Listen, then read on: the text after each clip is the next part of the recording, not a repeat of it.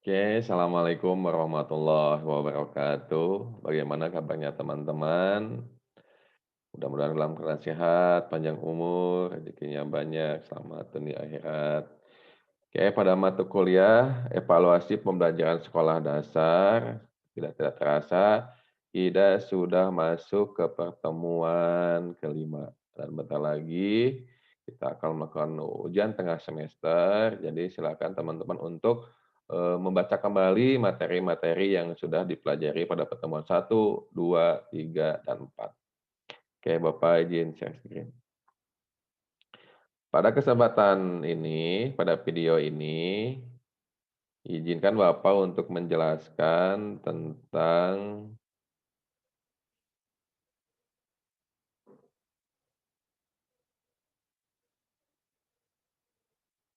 teknik penilaian hasil belajar.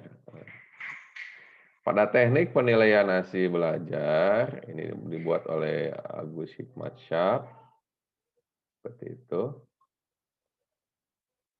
Pengertian penilaian, jadi kita kan seberapa penting teknik penilaian hasil belajar. Nah, guru di sini harus mampu untuk mempunyai skill ini, yaitu teknik ini. Bagaimana mampu menilai hasil belajar yang telah dilakukan oleh siswa, suatu proses yang telah dilakukan siswa, sehingga menjadi suatu evaluasi, suatu feedback, suatu gambaran bagaimana kita melakukan pembelajaran yang lebih baik untuk pelajaran selanjutnya.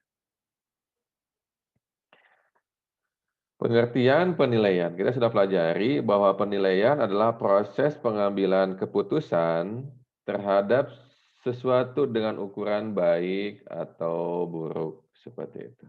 Jadi nanti kita akan menentukan sebagai guru yang akan mengevaluasi atau manajemen sekolah, kita akan memutuskan bagaimana si pembelajaran ini, nah, apakah baik atau buruk atau bagaimana. Sehingga kalau baik tinggal akan dilanjutkan, kalau buruk bagian mana yang masih diperbaikinya kembali. Pengukuran adalah proses membandingkan sesuatu dengan satu ukuran. Nah, sedangkan kalau pengukuran adalah dia membandingkan sesuatu dengan satu ukuran, seperti itu. Lalu selanjutnya adalah evaluasi, proses melakukan penilaian dan pengukuran. Jadi evaluasi itu kita melakukan penilaian, kemudian kita membandingkan, nah itu adalah suatu proses pengukuran seperti itu.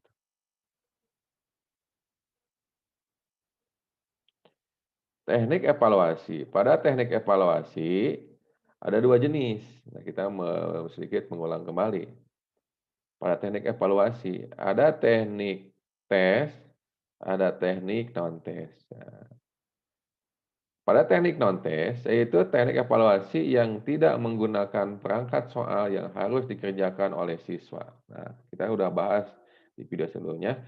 Di antaranya teknik non-tes kita melakukan adalah menyumbangkan angket, observasi, wawancara, gitu. Itu merupakan jenis-jenis instrumen yang akan digunakan ketika guru menggunakan teknik non-tes. Kalau teknik tes, yaitu teknik evaluasi yang menggunakan perangkat soal yang harus dikerjakan oleh siswa dalam batas waktu tertentu. Nah, itu teknik tes. Satu jenis instrumen ke depannya adalah misalkan esai, pilihan ganda, seperti itu jenis-jenisnya. Benar salah, menjodohkan, itu nanti ke depannya akan menggunakan alat itu. Sistem penilaian. Sistem penilaian mencakup jenis ujian, bentuk soal, dan pelaksanaannya, pengolahan, pelaporan hasil ujian. Jadi ketika guru melakukan sistem penilaian, nah apa yang akan kita diujikannya? Seperti itu. Apakah bentuk soalnya? Dan bagaimana pelaksanaan pengolahannya? Nanti kita sudah melakukan pelaksanaan pelaporannya, nah kita nanti melaporkan apa hasil dari tes yang telah guru lakukan. Seperti itu. Nah, jenis ujian ada berbagai tagihan, seperti ulangan, tugas-tugas yang dikerjakan oleh peserta didik. Nah, mahasiswa juga kan ada jenis tagihan yang diminta oleh mata kuliah yang dituliskan oleh Bapak. Misalkan ada tugas harian, ada UTS, ada ujiannya, ada UAS, lalu ada kuis, dan masih banyak lainnya. Itu suatu tagihan.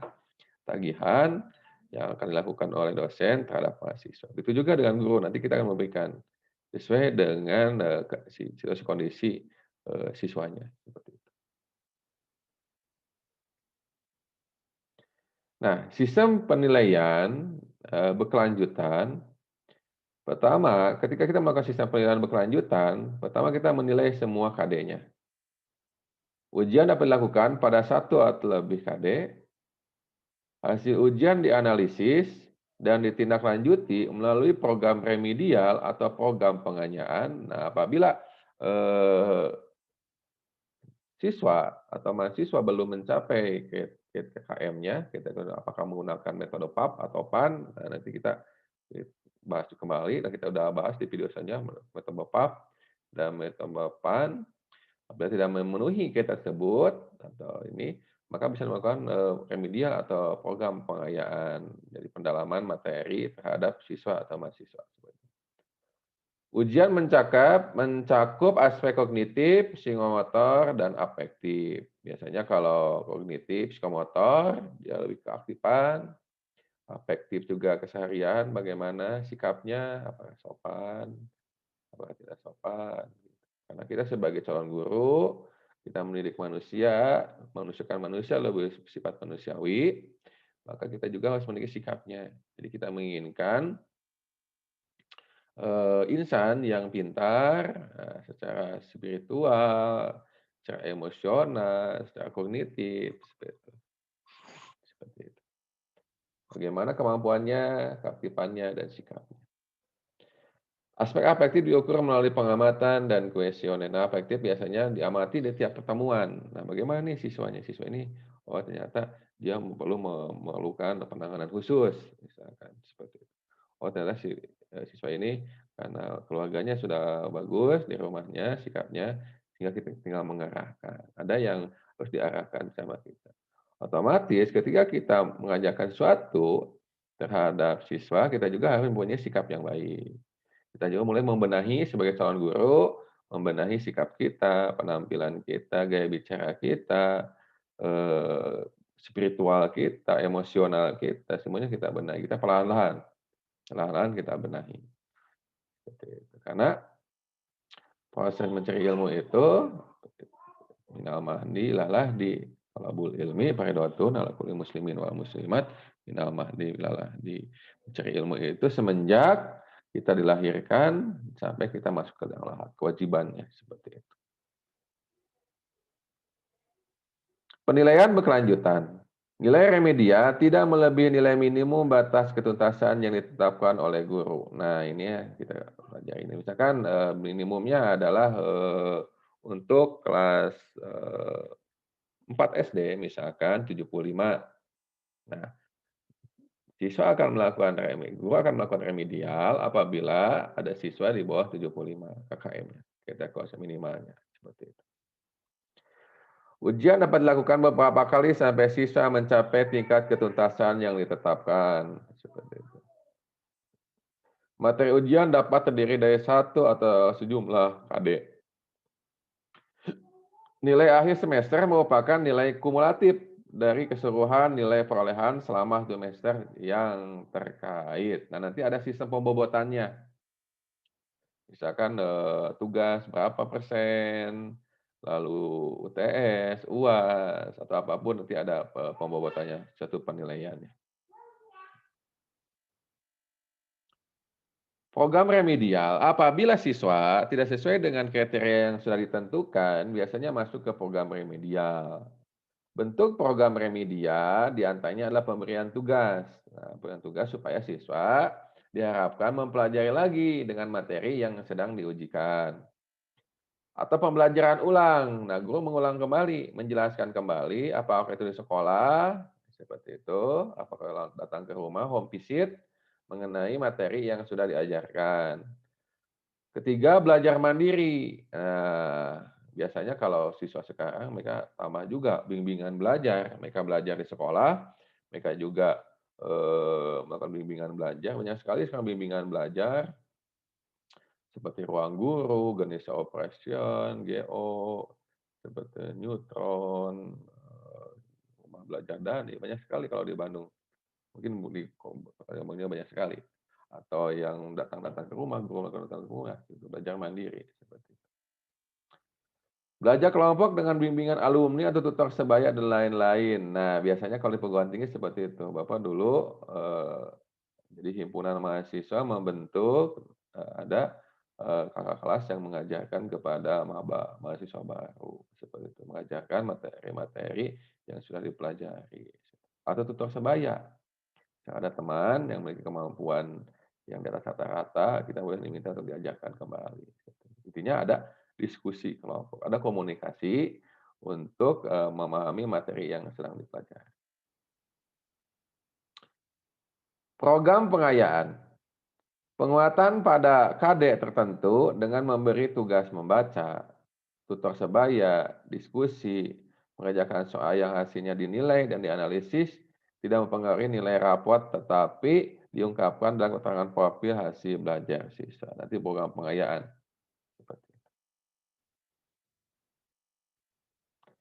Nah, apa sih fungsinya penilaian? Nah, sebagai calon guru kita harus memahami juga apa fungsi penilaian. Satu, sebagai bentuk seleksi. Seleksi. Apakah siswa ini sudah layak untuk melanjutkan materi selanjutnya atau gimana, sehingga tujuannya tidak terlalu membebani siswa untuk melanjutkan materi. Jadi ketika siswa sudah memahami satu materi, dia suatu seleksi, lalu kita lanjutkan, kalau tidak lanjut kita bahkan masuk ke remedial atau pengayaan. Lalu diagnosis bagaimana proses pembelajarannya, lalu penempatan. Nah, di penempatan, kalau dulu misalkan kalau Bapak pernah masuk SMA, ada fungsi penilaian, penempatan, misalkan dulu ada kelas akselerasi, standar internasional, reguler, mungkin sudah tidak ada sekarang. Kelas eksklusif seperti itu. Atau penempatan kerja, misalkan ada perguruan tinggi, ikatan dinas yang dia melakukan pengetesan, lalu di penempatan kerja, seperti itu ada juga. Lalu pengukuran keberhasilan. Nah, ketika penilaian itu seperti itu, penilaian proses, penilaian akhir, semuanya dinilai apakah berhasil dalam proses pembelajaran, apakah suatu lembaga tersebut berhasil untuk mendidik secara afektif, psikomotor, dan kognitif. Nah, penilaian berfungsi sebagai seleksi, ya jelas. Memilih siswa yang dapat diterima di suatu sekolah tertentu. Nah, biasanya sekolah-sekolah yang ini atau sekarang sudah dipakai zonasi, ada beberapa tahap zonasi. Biasanya adalah zonasi proses prestasi seperti itu. Jadi mereka memilih siswa-siswa yang bisa berkompetensi, yang berkompetisi di sekolah tersebut. Memilih siswa yang dapat naik tingkat berikutnya, betul sekali. Misalkan ada kenaikan dari kelas 1, 2, 3, 4, 5, 6 sekolah dasar. Nah, misalkan seperti itu, nanti kalau tidak, nanti remedial atau pengayaan. Memilih siswa yang seharusnya mendapat beasiswa. Nah, betul sekali. Untuk beasiswa, misalkan beasiswa yang sedang Bapak dapatkan, ada sekarang beasiswa BPPDN untuk jenjang S3. Jadi untuk mendapatkan beasiswa itu, ada seleksi di perguruan tinggi, ada seleksi administrasi, seperti itu. Jadi sehingga untuk mendapatkan itu ada seleksi wawancara. Kalau yang Budiden ada wawancara, seperti itu, ada tes. Itu juga banyak sekali rangkaian-rangkaiannya.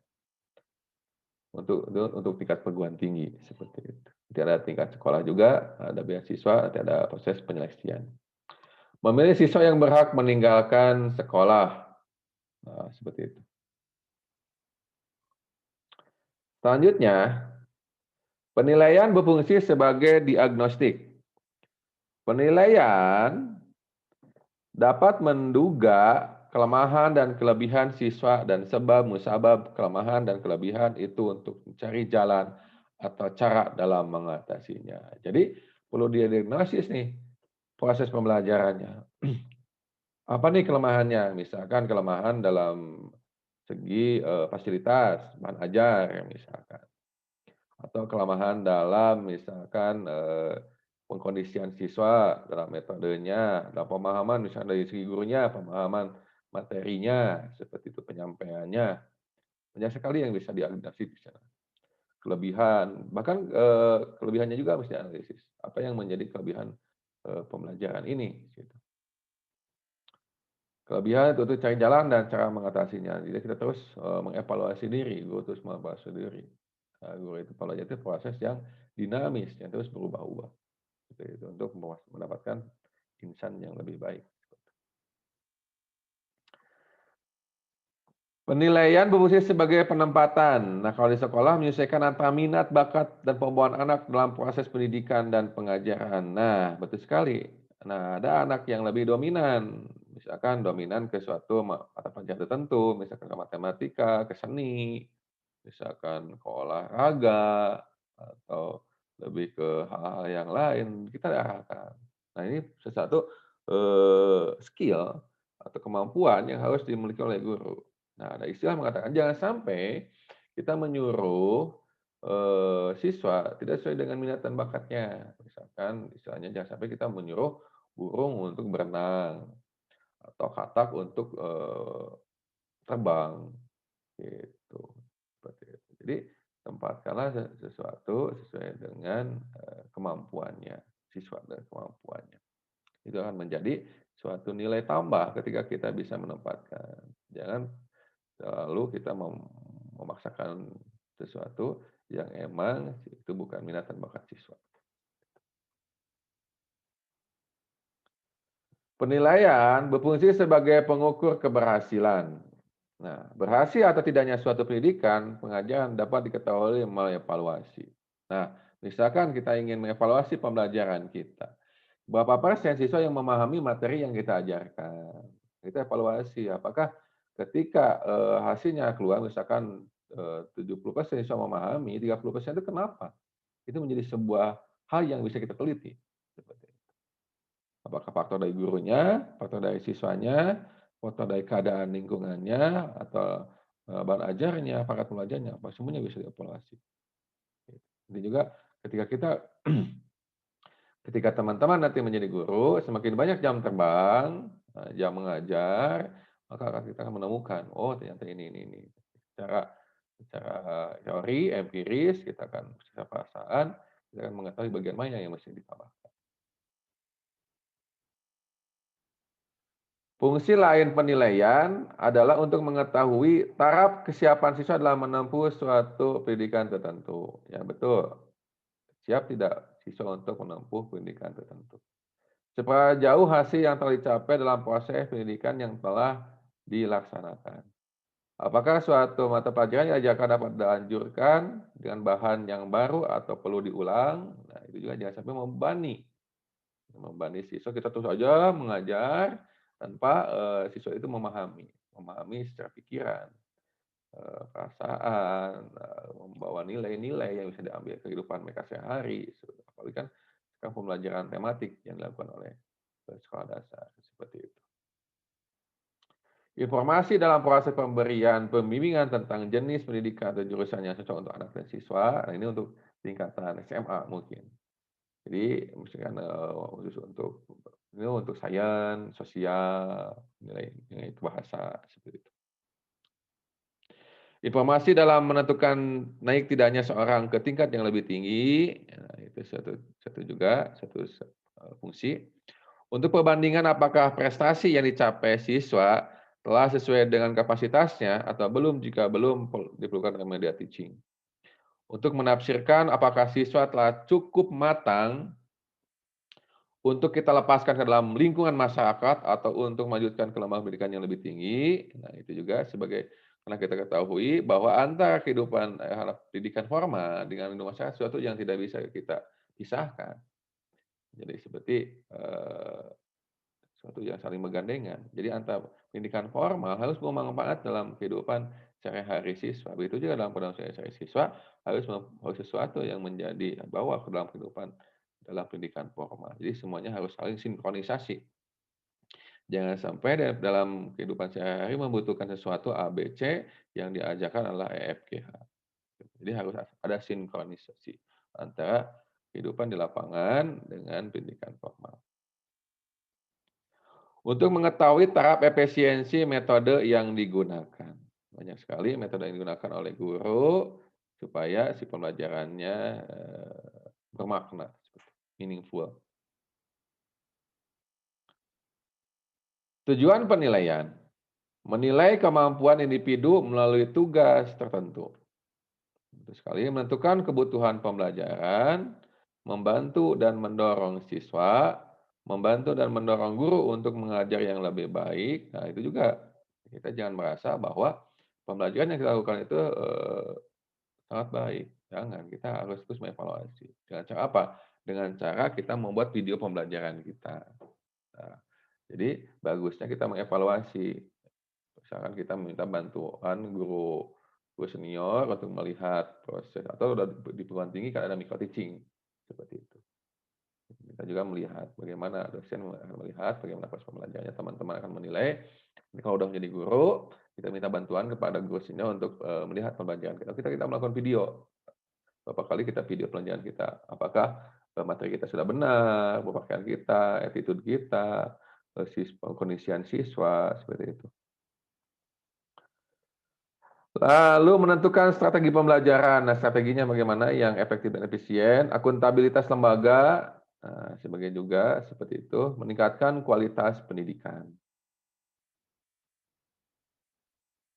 Kegunaan, untuk mengetahui kegunaan penilaian adalah untuk mengetahui keberhasilan siswa dalam menerima pembelajaran mata dan digunakan berbagai jenis alat evaluasi yang dikonkretkan dengan berbagai jenis tes. Tes dijadikan bahan pertimbangan dalam memperbaiki lesson plan dan hasil tes dijadikan sebagai feedback dalam rangka meningkatkan mutu pengajaran. Patokan nilai yang diperoleh rata-rata siswa lebih dari 75 misalnya KM-nya dan tidak ada nilai kurang dari 60, maka lesson plan itu tidak perlu direvisi. Begitu pula bila terjadi sebaliknya. Apabila dikehendaki untuk mengisi angka rapot, maka tes yang digunakan adalah tes akhir bulan yang mencakup bahan yang agak luas, kira-kira isi dari 4 lesson plan tes ini yang biasa disebut tes formatif. Oke, mungkin segitu saja untuk pertemuan hari ini. Nanti kita lanjutkan pertemuan selanjutnya. Silakan kerjakan tugasnya, tugas diskusinya, resumenya, dan tonton video ini dan pelajari video-video selanjutnya. Terima kasih. Sehat selalu. Salam untuk keluarga di rumah. Tetap semangat. Sukses selalu. Assalamualaikum warahmatullahi wabarakatuh.